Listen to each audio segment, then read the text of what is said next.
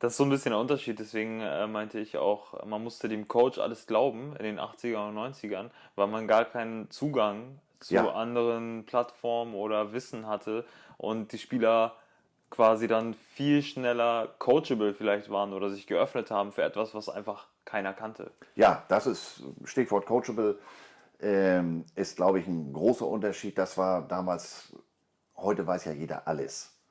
Was aufgrund der Möglichkeiten ja auch, ich sag mal, einfach ist. YouTube, Facebook, Social Media, du kannst dir Sachen runterladen, World Wide Net.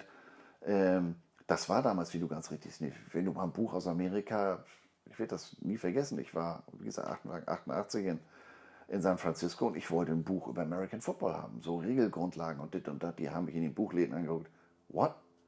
Weil, Ja, war überhaupt nicht, also, oder ja, Coaching-Bücher, ähm, da war relativ schwer ranzukommen und wenn, war das eben auch sehr teuer. mhm. Und wie du sagst, wenn du da jemanden hattest, der sich da als Coach auch die Zeit investiert hast, und wir hatten da mit Sönke Kastner, hatten wir damals jemanden, ähm, der hat da wirklich sehr viel Zeit investiert und war vorher in Bremen, meine ich, auch selber aktiver Spieler. Mhm. Ähm, ja, das ist mit heute gar nicht zu vergleichen, wo du dann auch glücklicherweise inzwischen auch Position Coaches hattest oder sowas. Also Mhm. da musste man damals als Coach, war das auch eine ganz andere Herausforderung, als es heute ist, ohne dass das jetzt heißen soll, dass es heute leichter ist. Ja. Aufgrund der Möglichkeiten hast du natürlich heute auch, wird auch mehr gefordert. Ja. Und früher konnte deswegen auch ein Amerikaner oder ein Coach, der Erfahrungen sammeln konnte, in irgendeiner Weise sehr schnell den Helden spielen. Ja, ja, es war Aufgrund dessen, einfacher. Du ja, hattest auch weniger Möglichkeiten zu ja, überprüfen. ja, Ähm, genau. war das jetzt eine geile Katze oder hat der Typ dann nur den Roster aufgefüllt, weil der Bus hat zufällig in seinem Hut angehalten oder sowas. Ja, Ja, da hat man auch den ein oder anderen, das war in Flensburg natürlich extrem. mhm. Aber das waren ja auch keine Leute, die Geld gekriegt, das waren Soldaten. Mhm. Und da hast du eben auch sehr interessante Charaktere kennengelernt. Aber mit einigen von denen bin ich nach wie vor in Kontakt. Es gibt auch andere, wo ich gesagt habe, danke, die Zeit hat mir gereicht, dich muss ich in diesem Leben nicht wiedersehen. Mhm. Aber da ist sicherlich auch vieles falsch gelaufen. Mhm. Ja, gut, Also auch von der Ausbildung her und klar, Technik und solche Geschichten. kann man sich Und inzwischen vorstellen. haben sich die Regeln ja auch sehr viel verändert. Also da hat man früher ja den Kopf ganz anders reingehalten. Ja. Oder halt nicht reingehalten. Oder nicht reingehalten, genau. Wenn du schnell genug warst, dann hast du gesagt, "Jo, knallt ihr doch, ich gehe hier mal mit dem Ball in die Endzone." Ja. Ähm, ja, das ist wirklich ein Unterschied wie Tag und Nacht. Das ist natürlich, man kommt dann schnell so, ja, früher. Mhm. So, Ja, gut, ja, Opa, natürlich. no, halt mal einen Rand. Ähm, Ja, dafür sind wir heute ja hier. Wir wollen ja ein bisschen in die ja, Zeit aber reisen ich muss quasi. dann gestehen, das war natürlich eine tolle Zeit, Ja, aber ist nicht in allen Belangen war früher alles besser, muss man auch sagen. ja, das stimmt. Man erinnert Genau. sich ja dann im Wichtig. Rückblick immer nur an die guten Seiten und nicht, wenn man, wie wir mit den Vikings, wie man gegen die Bremen Wolverines schon wieder auf den Sack gekriegt hat oder man hatte auf Plätzen gespielt, da würde heute gar nicht angepfiffen. Berliner Rennbahn, Radrennbahn damals, da konntest du von Endzone zu Endzone werfen. Mhm. Nicht, weil du einen Arm wie Joe Montana hattest, sondern das Ding war knapp über 90 Meter lang. War War, ja, sie wollen hier was spielen? Football? Ich ja. meine, gut, die Rasenthematik, Hallennutzungszeiten, das ist ja seit 30, 40 Jahren das gleiche Thema. Aber das war damals eben, wenn wir haben damals in Flensburg im Stadion trainiert, auf einem Nebenplatz und haben dann, da war ein Stadtpark angeschlossen, sind dann da in Mannschaftsstärke, zweimal nebeneinander, viele, viele hintereinander, singenderweise, wie aus einem schlechten Heartbreak Ridge, Clint Eastwood Military Movie, sind wir durch den Park gelaufen. Die Leute haben uns angeguckt, als wenn wir da eben mit einer fliegenden Untertasse gelaufen wären. Und dann haben wir in Englisch gesungen, weil die Ja, Coaches, die Spieler, Quarterback, das waren Amis teilweise. ja. Sea Lords Captain Kick Our Ass und solche Geschichten haben wir. Mhm. Und die, was? Wäre ja heute ähnlich, aber war früher natürlich Ja, heute viel krasser. durch RAN etc. hast du eben schon mal Ja, die Chance, Sonntagabend da beim Zappen zu landen. Oh, guck mal.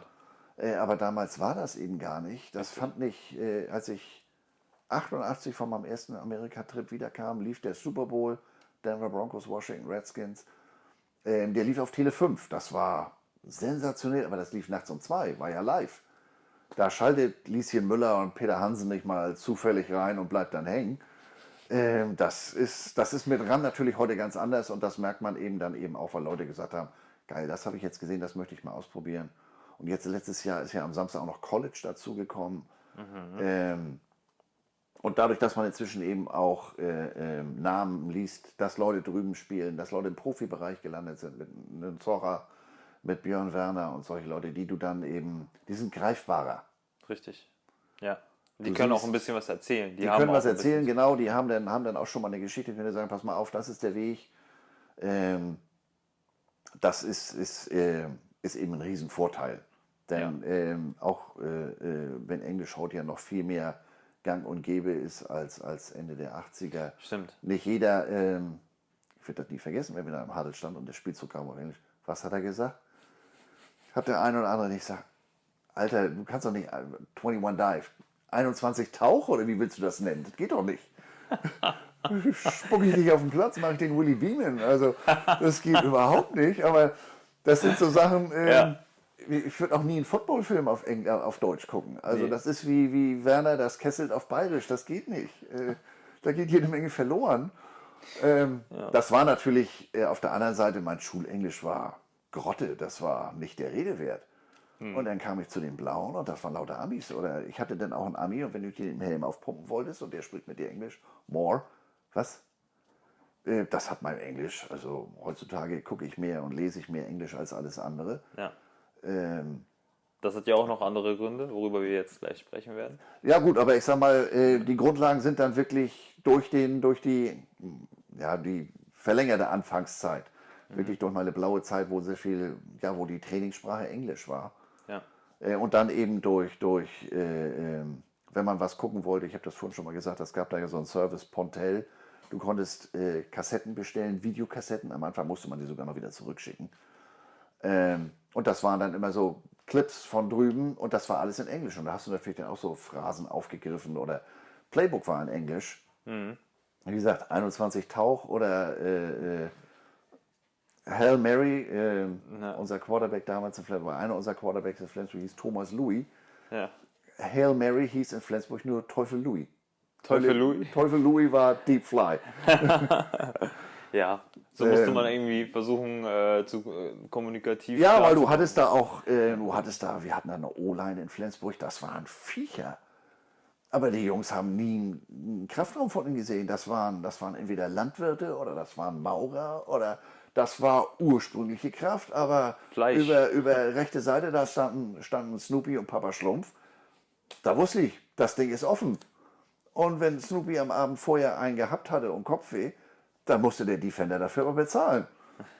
Mir geht's schlecht, ich muss jetzt hier wegen dir auf den Platz. Ja, Digga, du hast doch da gerade mal das ganz kurze Streichholz gezogen.